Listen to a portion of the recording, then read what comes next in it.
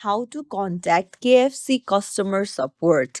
Hey everyone, welcome back to the channel. If you are new here, don't forget to hit the subscribe button and turn on the notification bell to not miss any updates. So let's dive right in. Head over to any browser and go to your KFC website. Then tap on the three lines in the top left, and then you can see quick links option. Tap on the drop down and scroll down. There you'll find contact and help. Tap on it, and from here you can seek for any support that you want to. So here you can see what you're looking for. Here you can type on what you're looking for, or you can scroll down and you can see browse our FAQs.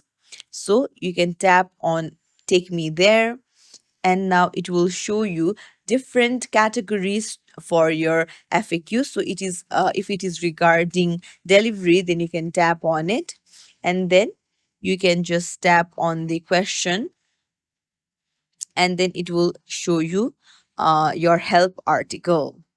Or you can see a message like option in the bottom right. You can tap on it, and then here you can you'll be directly navigated to KFC help, and you can type a message and a bot will help you out, known as Hennifer.